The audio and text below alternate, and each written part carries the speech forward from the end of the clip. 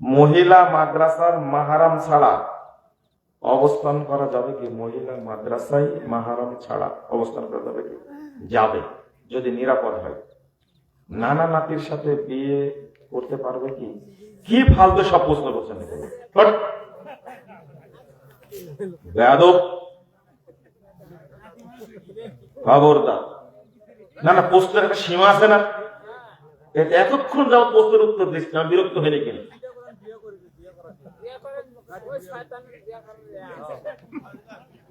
নানা নাতনিকে বিয়ে করবে, দাদা নাতনিকে বিয়ে করবে, সি সি সি সি, নাউযুবিল্লাহ, আস্তাগফিরুল্লাহ। এটা কত বড় হারাম কাজ। এই জন্যই তো বলি, দাদা নানা নাতি নাতনিকে আব্বু আম্মু বলে সম্বোধন করবে। কথা কি বুঝতে পারলেন? আরে বেটার বেটি তো দাদারও বেটি, সে বুঝেননি কথা? হ্যাঁ, সি সি সি সি। আরে নানার নাতনি তো মেয়েরও কি মেয়ে, মানে নানারও মেয়ে সে, বুঝেননি কথা? মেয়ের মেয়ে যেটা সে নানারও মেয়ে, এটা বাহ। এই জন্য কখনো ভাই বলবেন না। এই যে প্রশ্নের উত্তর পেলাম আজকে, আজকে দিয়ে দিলাম ভালো করে সাটায়া, বলে দিলাম, দাদা কখনো তার নাতি নাতনিকে ভাই বলে ডাকবে না। কি বলে ডাকবে? আব্বু আম্মু, যেমন তার ছেলে ডাকে। বুঝলেন কথা? আর ভাই বলবে না জীবনে কোনোদিন। নানা তার নাতি নাতনিকে কোনোদিন ভাই বলবে না, বলবে আব্বু আম্মু। এদিকে আসবে, কেমন আসবে? দেখেন কত বড় নোংরা প্রশ্ন করেছে একটা। শরম লজ্জা থাকার দরকার একটু। খবরদার বাজে প্রশ্ন করবেন না, এটা তো হারামের সম্পর্ক একটা। আপনার নাতনি মানে আপনি বুঝেন না, ওটা ওটা আপনার মেয়ে, নিজের মেয়ের সাথে বিয়ে করা যায়? আল্লাহ যেন বুঝার তৌফিক দান করে, আল্লাহুম্মা আমিন। পড়েন, দোয়া পড়েন। আগে আরেকটা প্রশ্ন স্যার, 2 দিন আগে মাহফিল শুনছি আমাদের পাশের গ্রামে, বলা হয়েছে এখানে হাত বাঁধা, এখানে বাঁধা অথবা ছেড়ে দেওয়া, মোনাজাত করা অথবা না করা, এগুলো শরীয়তের অত্যন্ত ছোট বিষয়। এগুলো নিয়ে কিছু আমাদের আলেম সমাজ, এদেশের কিছু আলেম সমাজ ফেতনার সৃষ্টি করছে। এটা বড় বিষয় নয়।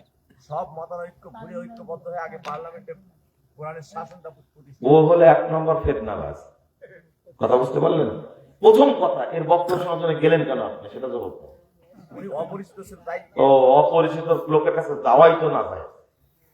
শোনেন, সৌদি আরবে আমাকে একটা প্রোগ্রামে দাওয়াত দিচ্ছে। শোনেন, সৌদি আরবে কোথায়? সৌদি আরবে দাওয়াত দিছে। যেখানকার লোক দাওয়াত দিছে, ওখানকার লোক আগে জানতে চেয়েছে মুজাফফর বিন মুহসিনের মানহাজ কেমন। বুঝেননি কথা? মানহাজ কেমন, তার বক্তব্য শোনা যাবে কিনা।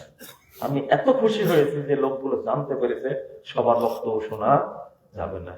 2 জন আলেমকে জিজ্ঞেস করেছে তারা, মুজাফফর বিন মুহসিনকে নিয়ে আমরা সন্ধ্যা করে প্রোগ্রাম করবো, তাকে নিয়ে আসা যাবে কিনা আমার ব্যাপারে। ওনারা বলছেন হ্যাঁ, নিয়ে আসা যাবে, কোনো সমস্যা নাই। তারাই বলেছে। সৌদি আরবের বুকে এই অবস্থা। বাংলাদেশের বুকে আপনি ওয়াজ শুনতে যাবেন, শুধু ওয়াজ শুনেননি, দেখি কি বলে। কে ও ডাকেন এখানে, আপনাকে লাগাবো কিন্তু। কি বললো 10-15 মিনিট আগে বলতে হবে। দেখবেন এই পরিচিত মানুষরা জানাজা পড়ে যাবে, জানাজা পড়ে, বুঝতে পারছি কি জন্য বলছিলাম।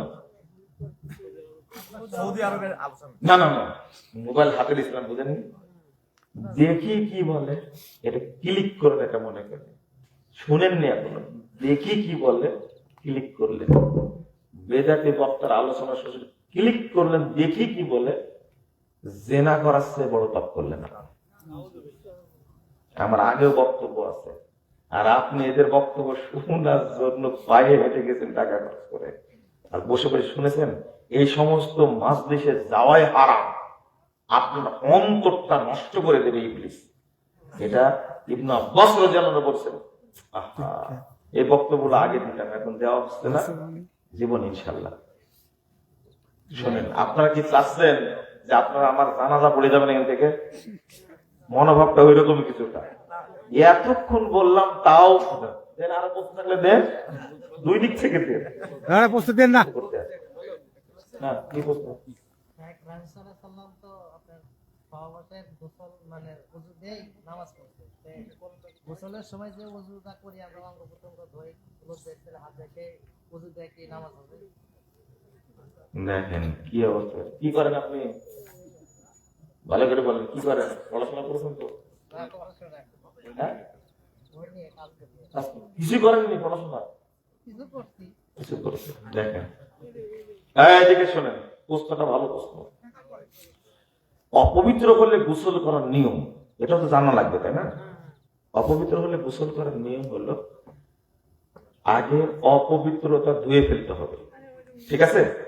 লজ্জাস্থান ধুয়ে ফেলে তারপরে আপনি ওযু করবেন, তারপরে গোসল করবেন। গোসল শেষে পাটা পরে ধুয়ে বের হবে, ঠিক আছে? এটা হলো সুন্নাহ। এটা কি? কিন্তু অধিকাংশ মানুষ জানে না, আগে ওযুটা করে নেয়, তারপরে লজ্জাস্থান পরিষ্কার করে, তারপরে গোসল করে, ওই ওযু দিয়ে নামাজ পড়ে। ওযুই নাই, নামাজই হবে না। শোনেন শোনেন, একজন খুব উচ্চ শিক্ষিত মানুষ, রিটায়ার্ড পারছেন, আমাকে বলছে যে আপনার একটা বক্তব্য শুনলাম, একটু ভালো করে বলেন তো কি এই বিষয়টা। যে আমি তাকে ওযু করি, তারপরে পরিষ্কার পরিচ্ছন্ন হই, তারপরে গোসল করি, ওই গোসল দিয়ে ওযু করি, নামাজ পড়ি। আমি বললাম যে বলেন কি, কত বছর যাবত? ওরা আজীবনই করছে। মানে এত বড় উচ্চ শিক্ষিত মানুষ এখনো ওযু করাই মানে পবিত্রই হয়নি এখন পর্যন্ত। এ লোক কি পবিত্র হয়েছে? আস্তাগফিরুল্লাহ, আস্তাগফিরুল্লাহ। পাইছেন উত্তর? পাইছেন? আগে কি নাপাকি ধুয়ে নেবেন, এক, পরিষ্কার পরিচ্ছন্ন হয়ে তারপরে কি করবেন? ওযু করবেন, তারপরে গোসল করবেন। এরপরে ওই ওই ওযুতেই সালাত হবে, আর ওযু করা লাগবে না। পাটা শেষে দেবেন, এটা বললাম তো। স্পষ্ট হয়েছে তো? আলহামদুলিল্লাহ, বারাকাল্লাহু ফিকুম ওয়া জাযাকুমুল্লাহ খায়রান। অনেক বক্তব্য দিচ্ছে, আর চলে না। দোয়া পড়েন তো আপনারা। সুবহানাকাল্লাহ।